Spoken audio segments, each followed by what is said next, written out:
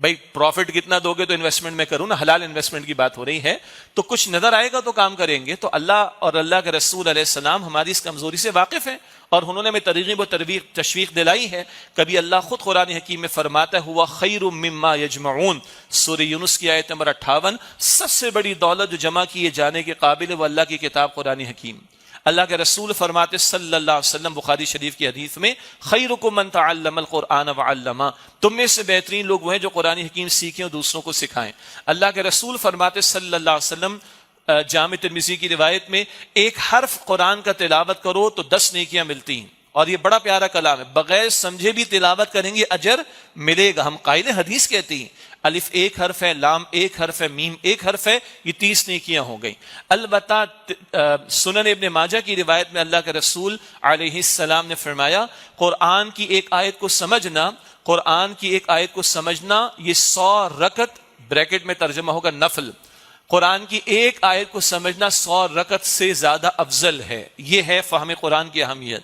اسی طرح اللہ کے رسول نے فرمایا صلی اللہ علیہ وسلم، یہ بہقی شریف میں روایت ہے کہ جو قرآن میں مشغول رہا اور دعا نہ کر سکا، اللہ اس شخص کو مانگنے والوں سے بڑھ کر بغیر مانگے عطا فرمائے گا۔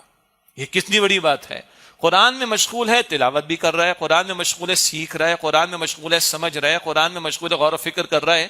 جو قرآن میں مشغول رہا، حدیث بتا رہی ہے، اور دعا نہ کر سکا، اللہ اس شخص کو مانگے بغیر مانگنے والوں سے بڑھ کر عطا فرمائے گا۔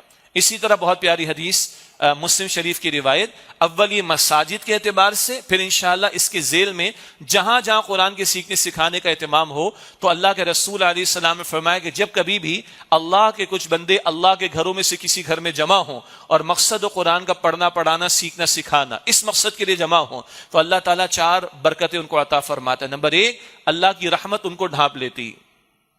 نمبر 2، اللہ ایسے بندوں کا ذکر اپنے مقرب فرشتوں کے سامنے فرماتا ہے۔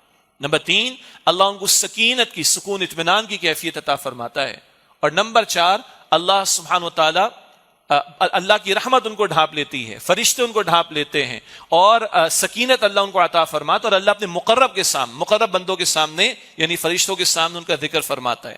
یہ قرآن کی محافل پر فرشتوں کا نزول، یہ رحمت کا ڈھانپ لیا جانا، یہ سکینت کا عطا کیا جانا، اور مقرب فرشتوں کے سامنے ذکر کیا جانا، یہ قرآن کے پڑھنے پڑھانے والوں کی محفلوں کی برکتیں جو اللہ کے رسول علیہ السلام نے اس حدیث میں بیان فرمائی۔ اول مساجد، اور پھر جہاں کہیں بھی اس کا اہتمام ہو۔ ضمناً ایک بات ہے، نبی صلی اللہ علیہ وسلم کو جو فضائل اور اس امت کو عطا کیے گئے ان میں یہ بھی ہے کہ ساری زمین کو اس امت کے لیے مسجد بنا دیا گیا۔